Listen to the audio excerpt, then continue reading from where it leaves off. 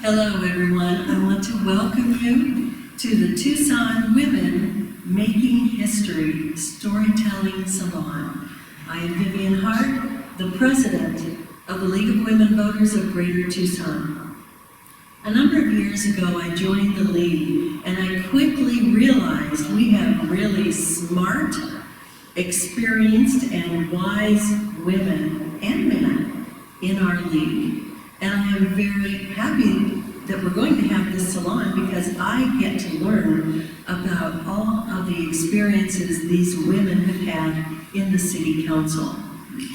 Please welcome everyone today, and Susan Black is our moderator. Thank you so much, Vivian. We are running a series of panel discussions this year about Tucson women making history, and this month we are presenting 3 members of our League of Women Voters who have served on city councils in various communities. Our 3 panelists today have varied experiences in their community involvement lives, and I'm just going to give some preliminary introductory comments so you can begin to become familiar with what these 3 women have accomplished. Judy Bowser had served for several years as a volunteer for the PTA in her children's schools and also in her neighborhood association. In 1979, she was asked to run for the city council in Madison, Wisconsin. The previous involvements gave her a ready group of campaign helpers, and her campaign was successful. While on the council, she was able to continue her job as executive director of the American Society of Preventive Oncology, while being employed at the University of Wisconsin Cancer Center. She served 12 years on the nonpartisan council, including 1 year as president pro tem and another as council president. Carol West has lived in Tucson since 1985. She grew up in North Dakota and also lived in Texas, California, and Oregon. She taught English in a high school and a community college, but when she moved to Tucson, she worked as a community coordinator of the Southern Arizona Water Resources Association. And she also served as the executive director of the Tucson Regional Water Council. She had the experience of serving as a city council aide to council member Janet Marcus. She served 2 terms on the Tucson City Council from 1999 to 2007. Judy Wood grew up in Toledo, Ohio, and following college, she lived in Texas, Iowa, and then she moved to Louisiana in 1973. In 1978, she was the first woman and first Dan Yankee elected to the Slidell, Louisiana City Council. By plan, she served 1 term. Until moving to Tucson in 2016, Judy participated on many Louisiana government committees and boards, political campaigns, and was active in the League of Women Voters.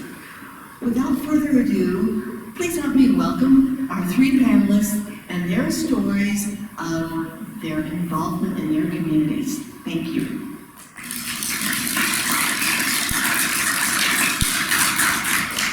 So my first question is, what was your earliest involvement in your community?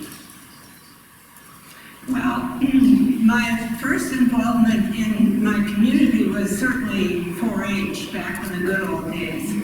I also was always interested in politics. I went to Girl State, and then I was a Girl State counselor for longer than I care to remember. So all of those things, along with a family that was extremely political, helped to foster my interest in politics.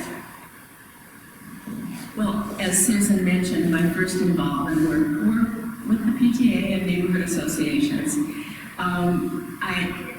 The council is a nonpartisan council, but my first real involvement with the campaign was the governor campaign in 1972. And we have some dear, dear friends that have stayed with us all along the way. Good morning. My first involvement was in high school. My aunt was very active in the League of Women Voters in Toledo, Ohio, and she needed help passing out the voter guide, so she asked me to gather my friends, and we covered the shopping centers in the 50s, passing out voter guides. So I have a long history with the League. I have always been someone who believes that if something isn't the way I like it, I should work to make it different. And so I was doing that even when I was in 7th grade. I've always been a troublemaker. Okay, I think because we had a flow before when we were talking about these things, I think you should just sort of continue to share your stories and let things just evolve, if that's okay with you, because I think when we've been talking about this before, we had a wonderful chemistry going on about how your experiences dovetailed or differed or whatever, so go ahead. Shall I start? As a member of the council, I had the great fortune of being involved before tax was a dirty word. So we had some wonderful projects that I was involved in while I was on the council. If any of you know Madison, there's one street that connects the Capitol with the university. It's called State Street, and it had been a traditional two-way street, and we decided that we would make it into a pedestrian and transit mall to help facilitate the connection between the Capitol and the university. Along the way, we developed a civic center, which Madison had not had before. We had the plans on hold for Frank Lloyd Wright designed convention, or actually civic center, he was calling it. But although we had a civic center theater already, we decided to sort of tweak those plans and make it into a convention center and community center. So we do have a Frank Lloyd Wright designed facility in Madison, which I think is totally appropriate. So, one of my stories that I share about serving on the Slidell City Council is water meters. When I joined the City Council and up until that time, and of course this was in 1978 through 82, in Slidell you paid $4 a month for water, no meters. And you paid $2 a month for sewerage, so your total bill was $6, which meant you could use as much as you wanted. To me, that was a little old-fashioned. We needed to really come into the current century, and we needed to meter our water and pay for what we used. This was a difficult situation, being the only woman on the council, and also having stated at the very beginning that I was not running for re-election, which gave me a lot of leeway to do what I thought I needed to do. Always a troublemaker.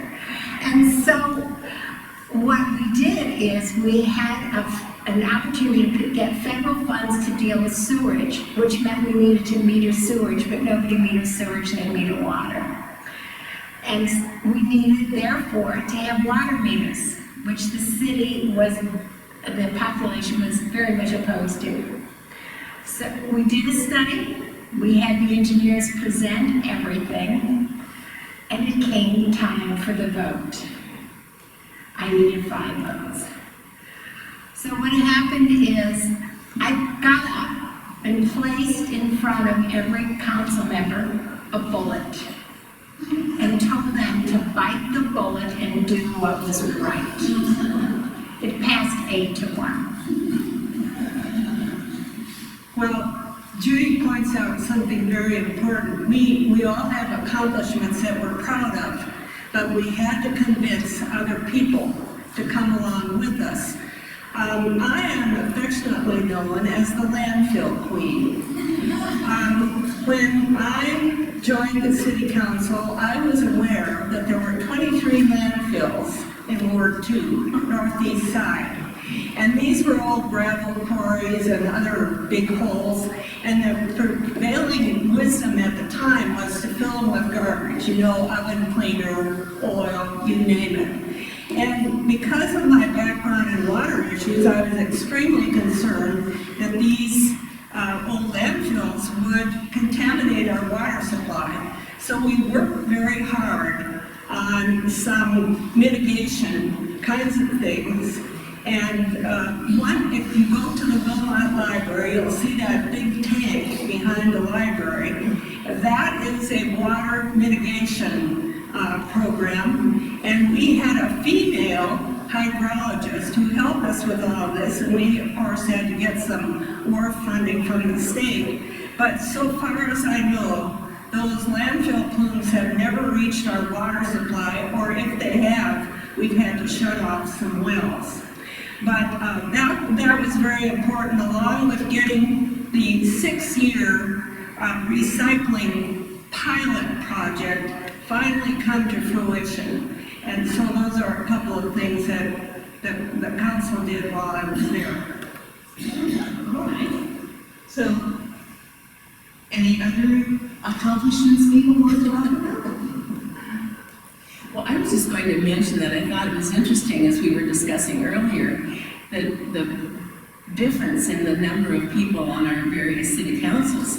There were 22 people on the city council in Madison until redistricting after the 1980 census, and then they were able to knock off two districts, which made it a little more manageable, but still an interesting group of people. So given that, there was someone available to represent almost any attitude that someone in the community represented. The mayor who was elected when I was first elected was someone who was vocally, actively protesting the Vietnam War. And it was a city of 200,000, so this is amazing that he was elected and was a very successful mayor. And wasn't there also something about the council structure over the years involving everyone in the community, such as students? Oh yes, there were actually two districts that were heavily represented by students. So we really did have an interesting group of people on the council.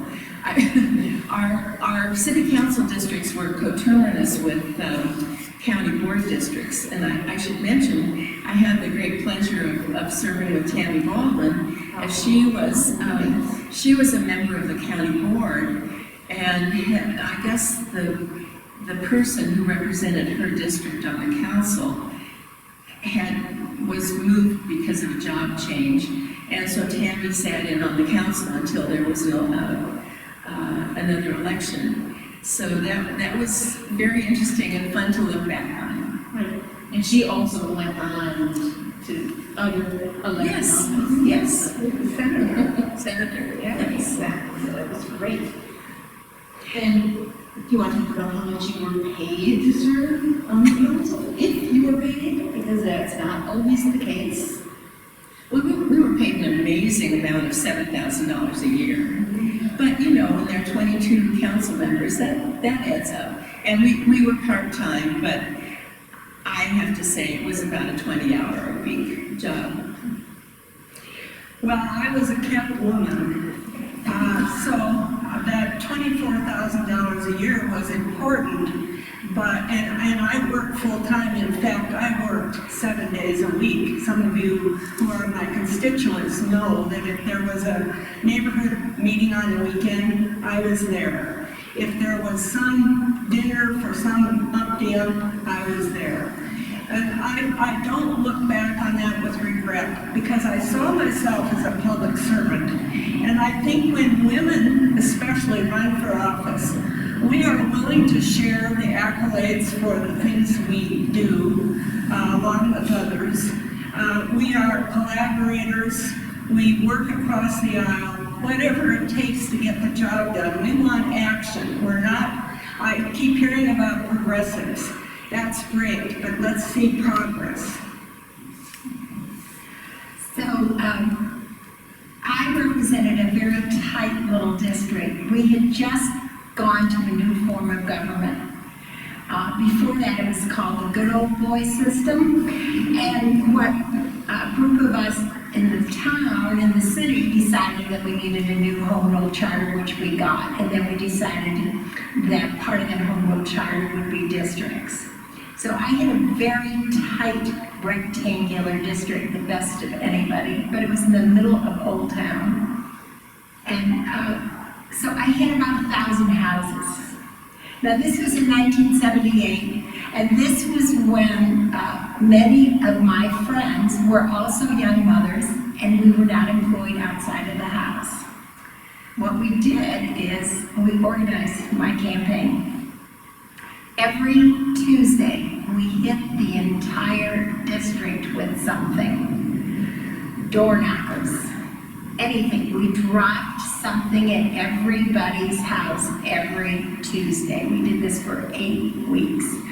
I ran against 5 men. They were flabbergasted because they wondered what I was going to do the next day. I even gave out wooden nickels saying, get your nickels worth for a change, playing off of my name. So it was just a really fun time to campaign, and we had great success, although I did have to go to a runoff for 19 votes.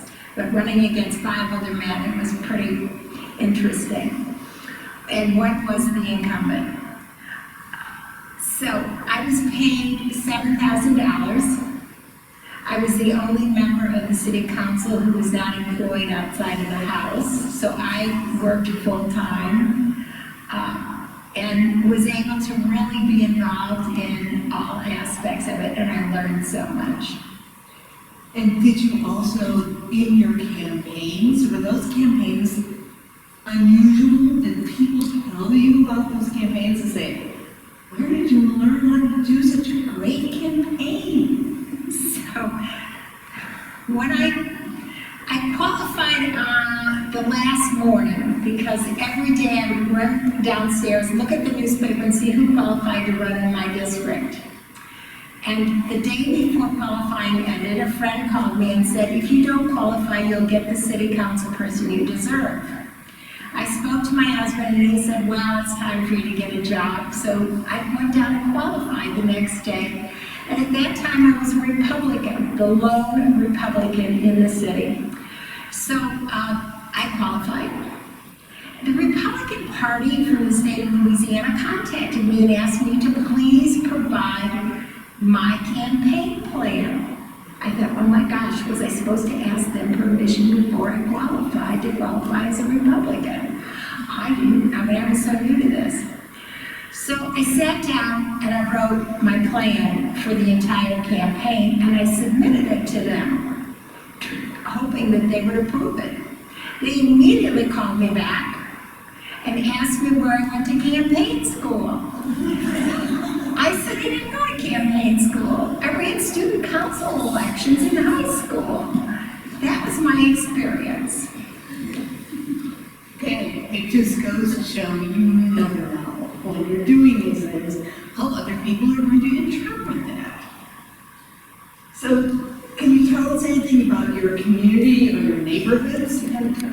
Oh, Maybe they want to come. oh, okay, I'm sorry. Oh, Well, my campaign was really traditional, you know, using lots of shoe leather and coffees and wine and cheese parties and that sort of thing. But I do have a story for Shirley Sandilands. we talked about contentious votes that we had to take on the council. The one that I remember the most was when the council was proposing to ban the carryout of alcoholic beverages after 9 o'clock at night.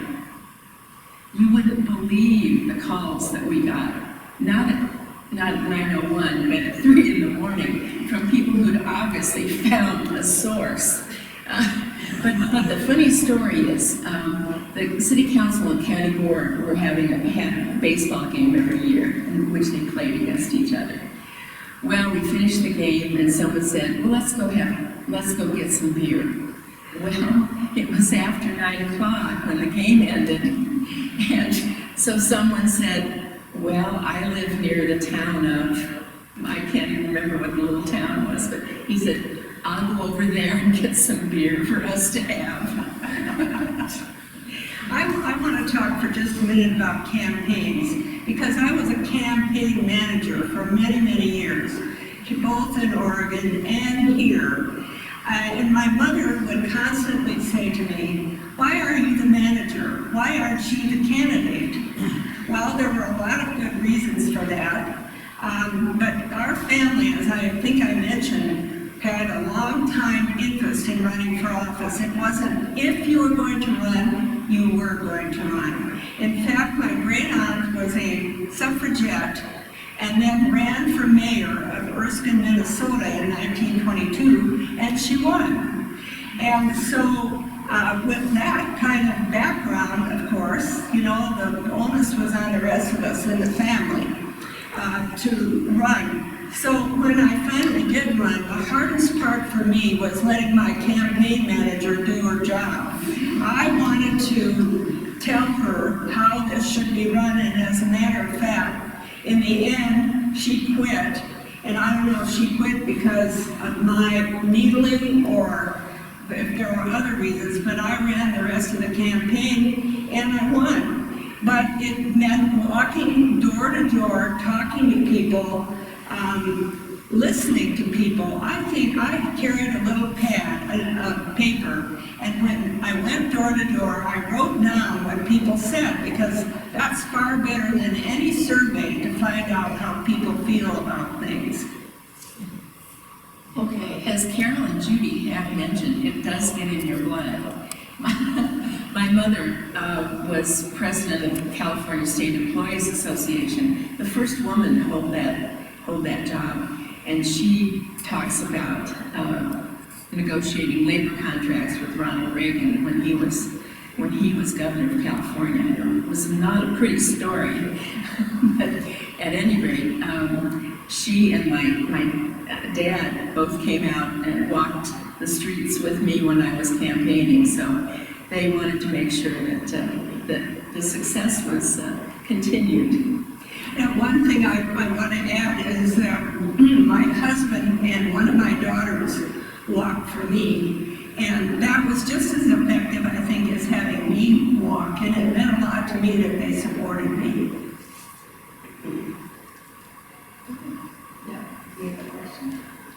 Well, I think the one thing I was thinking of in telling stories about family involvement was, as you talked about, when your son or your Well, in 1978, there were no answering machines. There was no voicemail. That night when the phone rang at my house, it needed to be answered. My children were in 7th and 8th grade at the end of my campaign, so they were even younger. That meant that they had to answer the phone most of the time and take a message. It was not the most pleasant experience for them, because most phone calls to my house were people who were upset that the garbage had not been picked up or that the street was flooding. And so my children were delighted that I only served one term. you have to, getting your family involved is a really important thing, but they also learn from the experience and you move on. So, are there other things how did local budgets impact what you did when you were under councils? Well, the tax bills came out from the city, and they included tax bill for the schools and also for county government. So those two constituted roughly half the bill. But whenever people wanted to complain about their bills, they called the city representative, which was not fun. But at any rate, so we had no input into those budgets, but we still bore the brunt of the complaints. I have two money stories.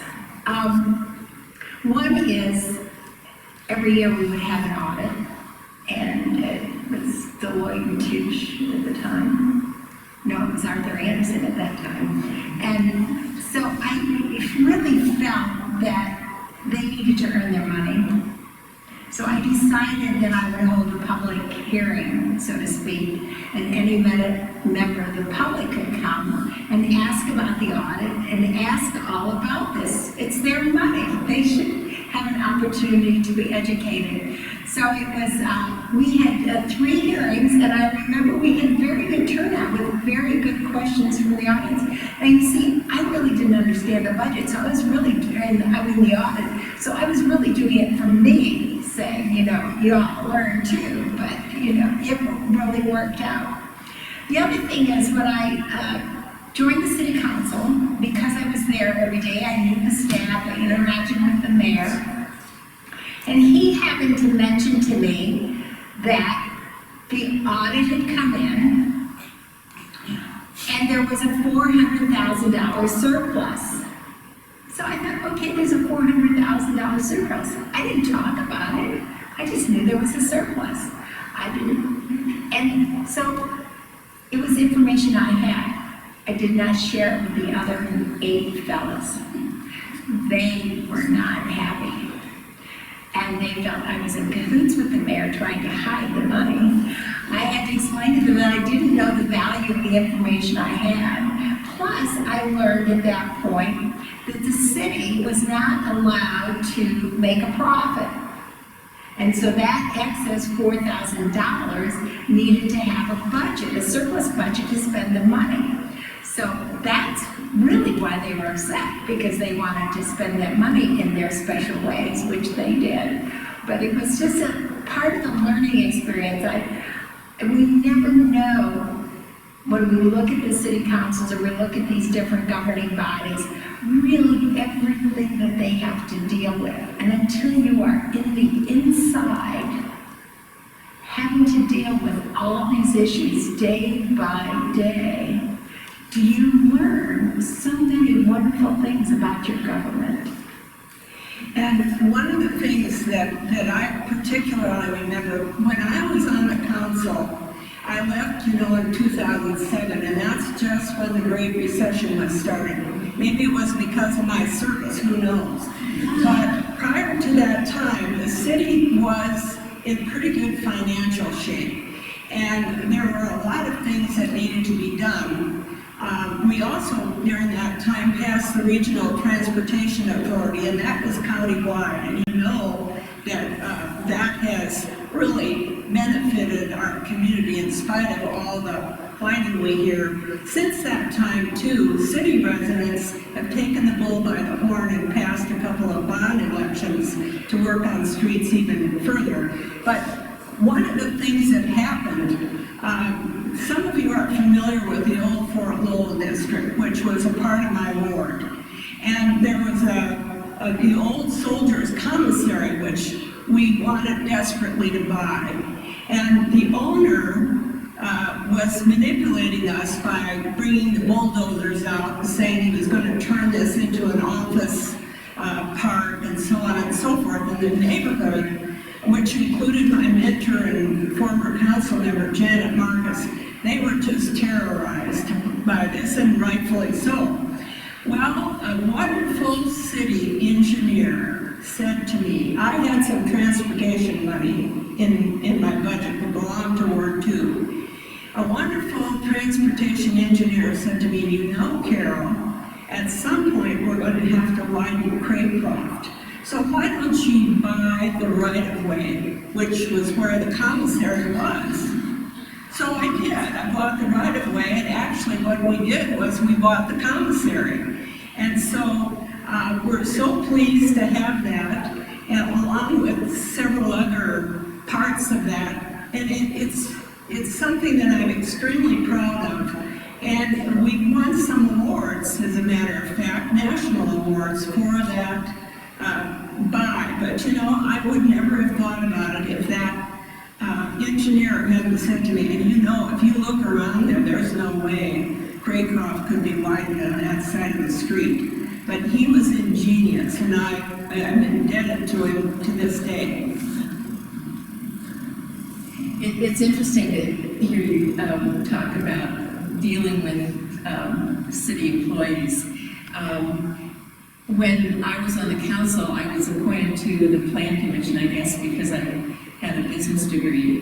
Not that really helped much, but so each council member was appointed to at least 2 or 3 different city committees, one major committee, and mine happened to be the Plan Commission. So I served on the Plan Commission all 12 years of my time on the council, and then the mayor asked me if I wouldn't mind being recycled after I was no longer on the council. So he appointed me to the Plan Commission. I served for another 15 years. So I made my mark on Madison. Well, Great. So, there's so many stories. I will talk about the very first piece of legislation I was able to pass in the city, which was an ethics code. It had not had one before. We, the city attorney and a couple other citizens helped me explore multiple ethics codes, and of course at that time there was no internet. So we wrote one that we felt would stick. I can tell you it is still in effect in Slidell to this day. I can also tell you that the Slidell city government is the only governing body in the parish in St. Tammany, other than small little towns, where no sitting elected official has gone to federal prison for corruption.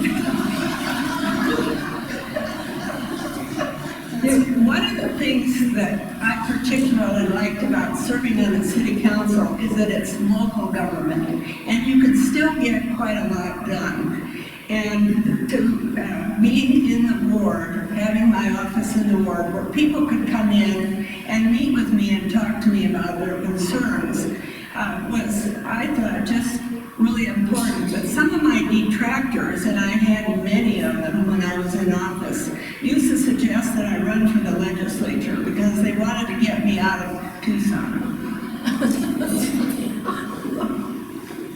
well, been there, done that. I ran for legislature one year, and we had a wonderful representative on the state legislature, and she decided after, I think, 15 or 16 years not to run again.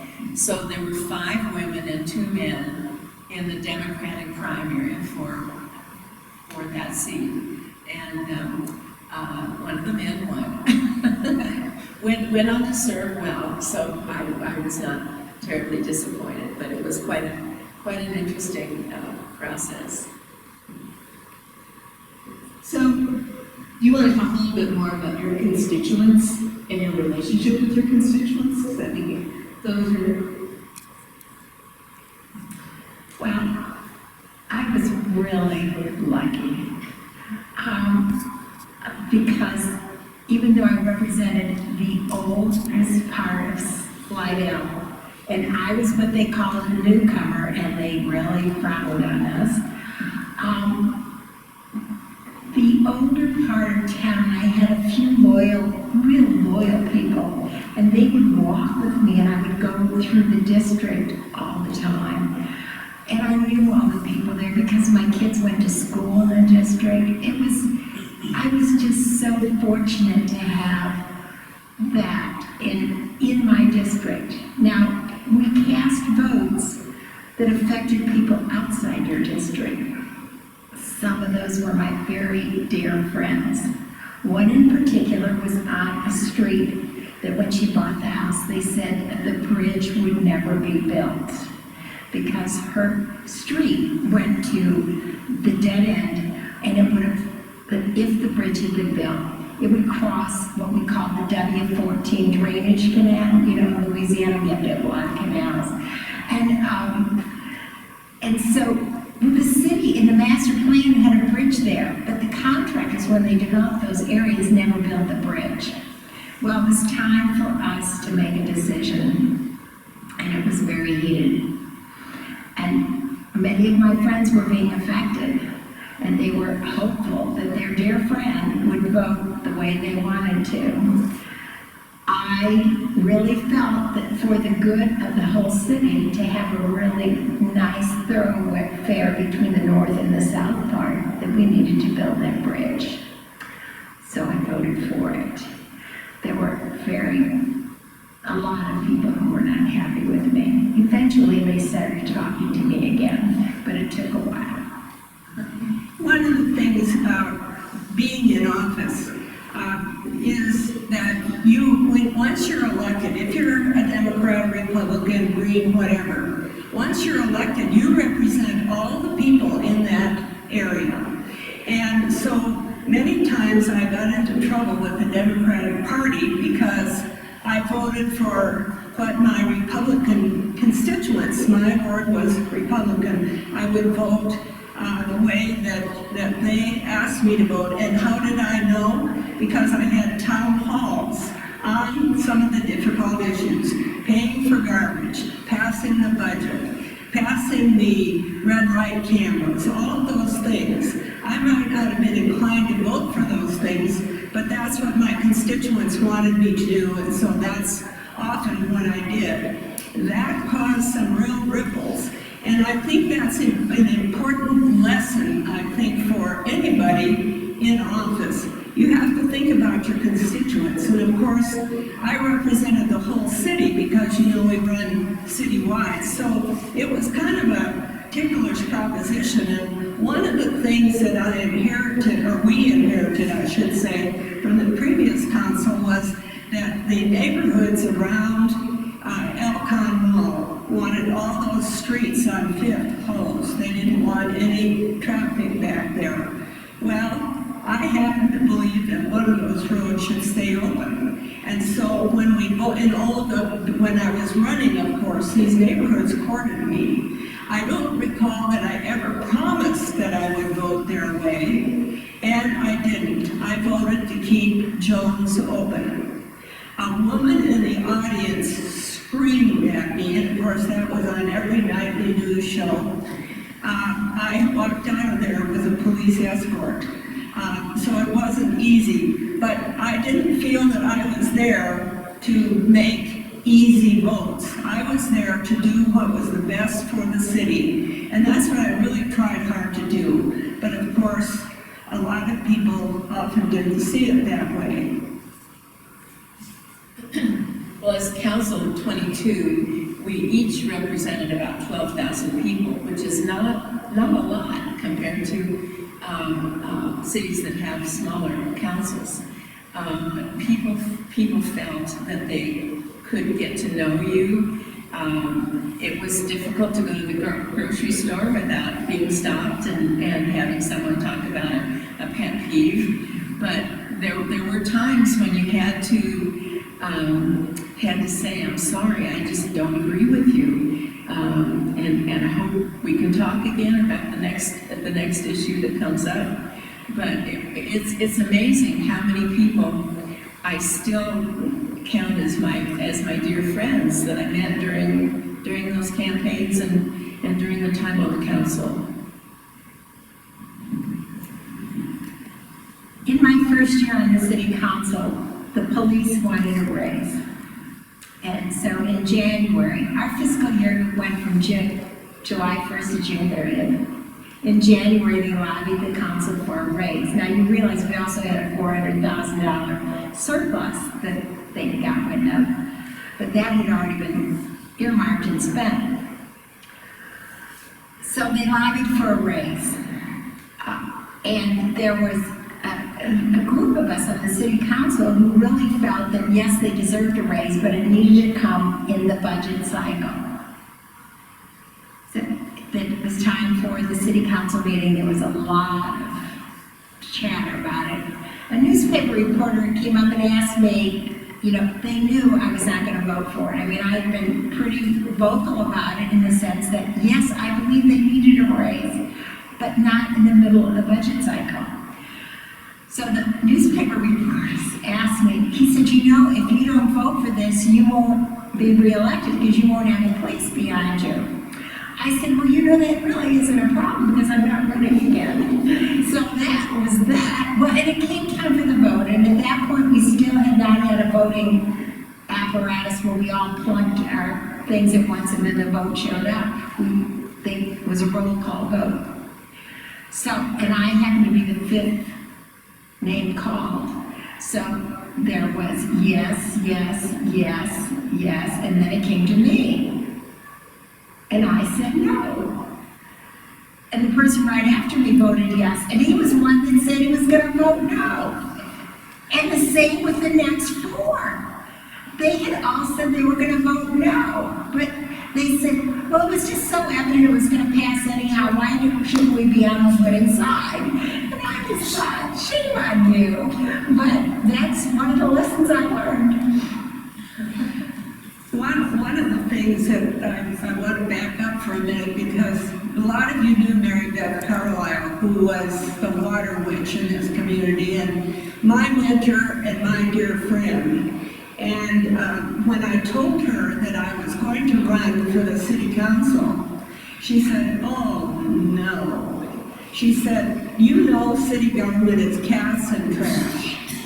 And I found out she was right. You know, I've already told you about trash, but I had two neighbors that almost killed each other over feral cats that were in their neighborhood. They were throwing cat poop into each other's yards. And I'm embarrassed to tell you that I stationed a police officer in the alley so we'd get the goods on these two, so we could do something about it. And imagine in today's paper to read about some people in Picture Rocks that are doing the same thing with dogs. And so I told the police officer, I said, you know, I'm afraid I'm going to pick up the paper some morning and read that these two have killed one another. And it came close, but we finally got them settled down. But Mary Beth was right. It was all about cats and trash and those kinds of things, but that's what impacts people the most. And when they have a problem like that, we have to take that seriously and run with it. Well, mine wasn't cats and trash, but it was dog poop and streetlights. And you can't imagine how many people felt comfortable calling their council member to talk about the neighbor's dog having pooped on their lawn. And my response was always, well, have you talked to your neighbor? And of course, they hadn't. But that was my recommendation to them, anyway. And it was either they wanted a street light or they didn't want a street light, and it was going the opposite direction of what they wanted. But all politics is local. I can't talk.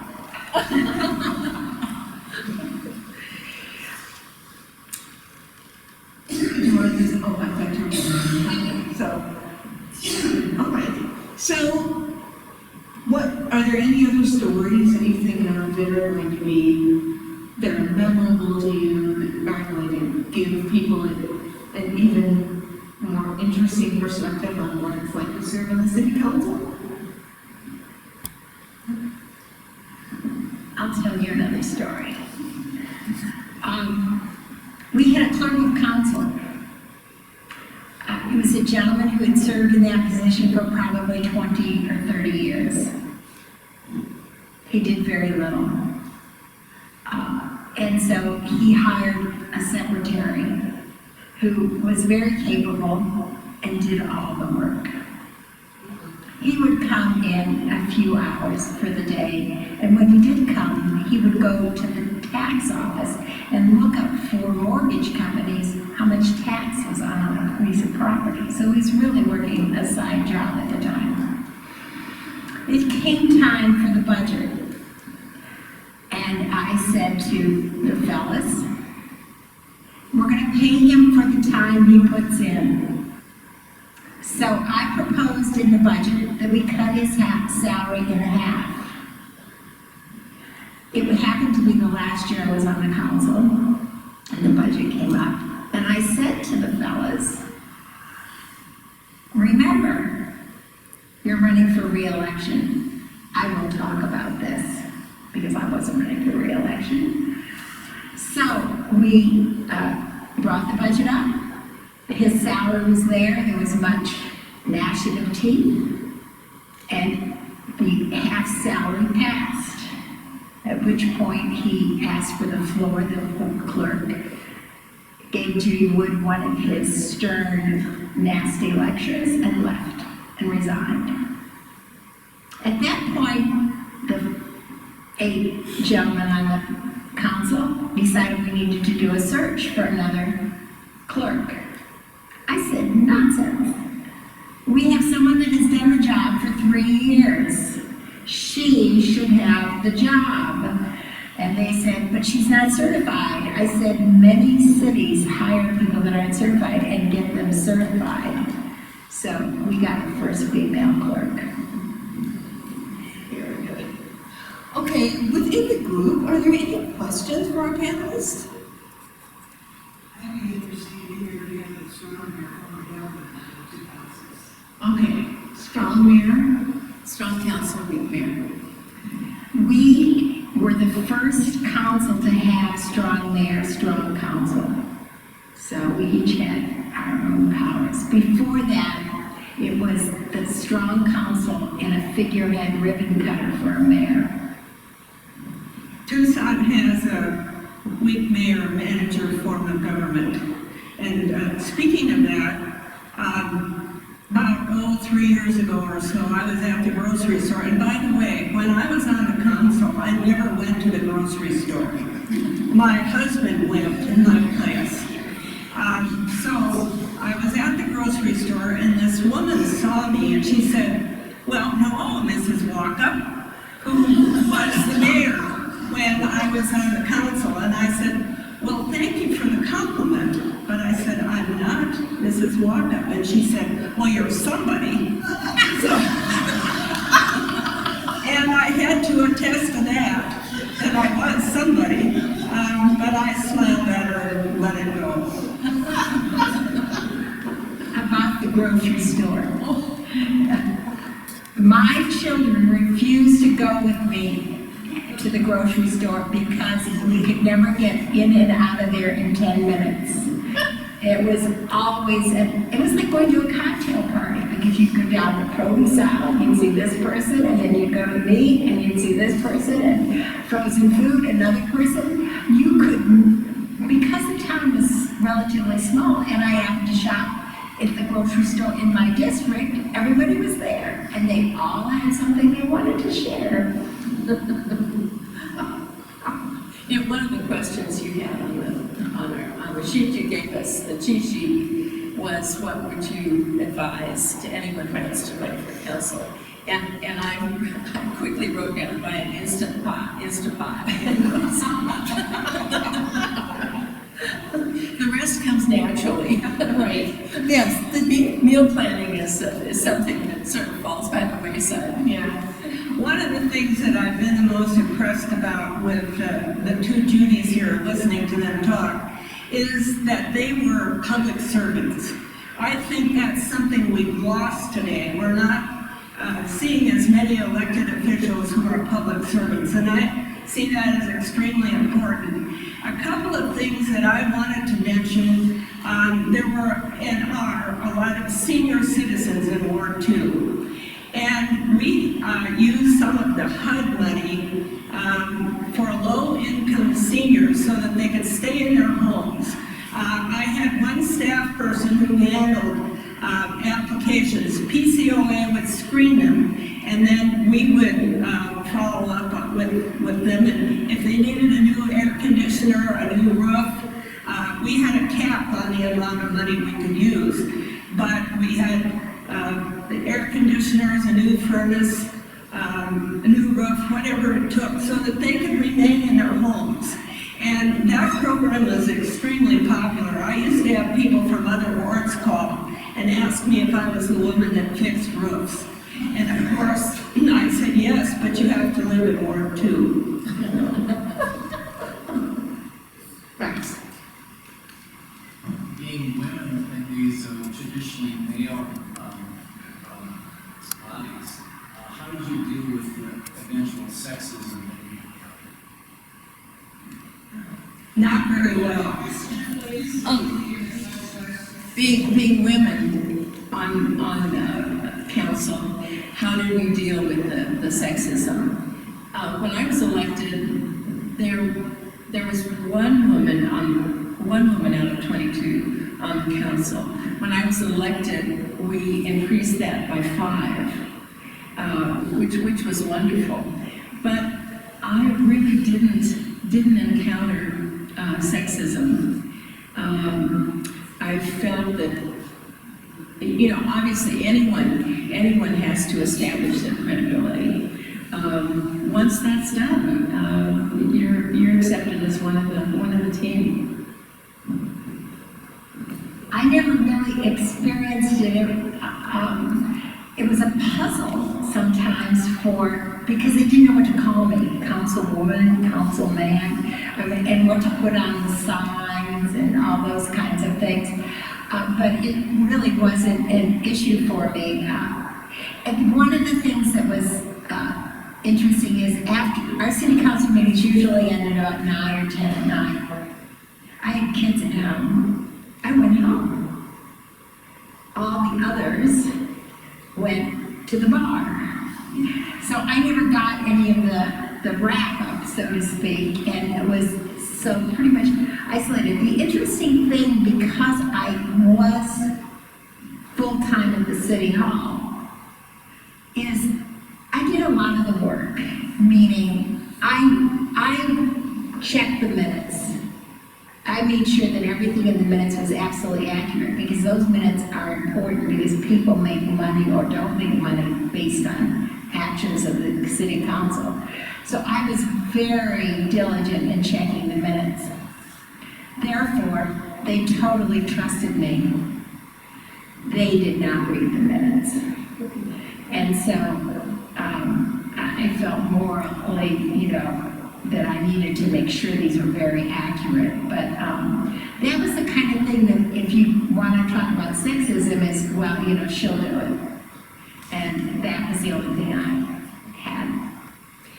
I did experience quite a little bit of that, particularly because I knew a lot about water issues. I remember one time the water director wasn't at the night meeting and there was an item on the consent agenda, and ordinarily people don't pay much attention to that, but one of the men pulled that off the agenda, and I said, Mr. Mayor, if you will allow me, I believe I can explain that issue, and I did. But it still wasn't good enough for this person, and so we had to get the water director to come, and he said exactly the same thing that I had just said. So, yes, that was a problem. Now, when I first was on the council, there were seven, including the mayor. There was one other woman, and then by the time I left, there were 4 of us. And, I think things were a little better after we were outnumbering the men on the council. And we also, over the years, learned how to work together a little better than in the beginning. And I think that made a difference, but there definitely is sexism. It's alive and well in these bodies, that's for sure. Yes? I'm curious about your campaigns. How much money did you spend? How much you raised money? And whether public funding was a public funding or limits or all of those things about spending on campaigns. Well, there was no public funding in Madison at the time. The question was about the funding of our campaigns. So, I can, go ahead. Like I said, it was really green. I thought it all came out of my pocket. So, I was gonna do this on $500, maybe $1,000 at the most, and this was 78, so that was a lot of money. Lo and behold, people started giving me money. And I thought, well, I don't even know if I should take it. So I did get some donations. I never asked for it. Like I said, we did everything on a shoestring. I had a newspaper ad every single Tuesday that came out. And every week it was different. And it answered the question, what would Judy Wood do? And the answer was Judy Wood would, and then it would be, we would have cultural arts programs in the city, or we would pick up the garbage or something. But every week I had a different announcement under Judy Wood would. I can't top that. we spent probably around $7,000 on my first campaign. It was a traditional yard sign, one brochure that you used maybe a couple of different times, and raised mostly through neighborhood coffees and that sort of thing. Well, Tucson, I guess, is unique because in 1987, the citizens of Tucson passed an election program, finance program. For every dollar that you raise, the city, over a certain amount, the city matches you, but you have to show that you're a serious candidate. So the first thing you have to do is get $210 contributions. And I was able to do that quite easily because I had, like Judy said, I had coffees all over and, people were willing to give the money. But it also means that you have to have an organized campaign. You have to have a treasurer, you have to have a campaign chairman, and those 200 contributions are audited to make sure that they're all legitimate city residents. They have to be city residents. I think that first campaign we had about $60,000, and now I think it's something like 120 that they can have total. They have to raise 60. I had to raise about 30, I think. Now they have to raise about 60. I even had a television ad, believe it or not, with that first campaign because a lot of people really didn't know who I was. It wasn't a household word. And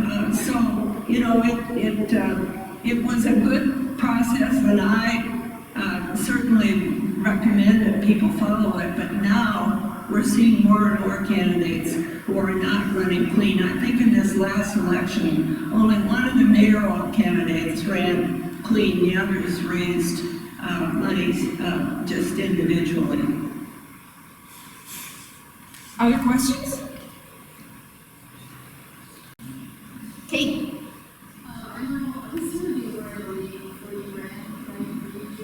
Yes.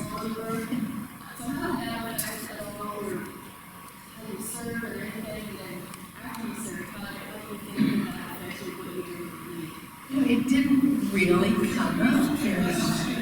Pardon? Oh. Were we in the league, and how did that affect our candidacies? I was a league member, although with the full-time job and the council obligations, I was not able to do for the league what I feel I'm sort of paying back now. But there was a women's political caucus, and I haven't really heard about that out here. And most of the activity took place within the women's political caucus, and they were very, very helpful to candidates on both sides of the aisle. I was very active in the league. That's really what spurred my candidacy probably because, like I say, I was in all these government meetings trying to deal with this new community that I moved into. So therefore, when I was elected, most of my activity pulled back. And then after my election, I subsequently was involved in multiple things that precluded very much activity in the league, meaning political campaigns, those types of things. So I always maintained my membership. At one point, I started serving on the state board again, and some other, but that was after I was no longer extremely active in the government. I have been a league member for a very long time, and I've learned so much about looking at all sides of an issue and all of that, which really came in handy when I was making decisions. I will never forget, I'll back up a minute and tell you that the first job I got here in Tucson with the Southern Arizona Water Resources Association, I got that because of a league member. She told me about the job opening, and I applied and was lucky enough to be selected for an interview and subsequently got the job. Now, fast forward to my candidacy, and back in those days, the league would go to Access Tucson downtown and tape forums. And so I walked in, and here were all my league friends. They ignored me. And of course, I knew why they did that. It was because, you know, the league doesn't support candidates and so on and so forth. But I was just crushed, and of course my opponent was there. So they were treating us both the same, just as a good league of women voters should do. But that was quite a surprise. And the whole time I was in office, they kind of, you know, they liked it that I was in office and everything, but I wasn't high on their list as far as, you know, making nice and that kind of thing. They respected me and supported me, and I understood that. And so, you know, once I got off the council, I came back to the league, and I just, you are all my best friends, and I'm so happy to be back with you again. So. Any other questions? All right, I would definitely like to thank and appreciate the work that our panelists have done in their various communities, and on top of that, their service to the League of Women Voters.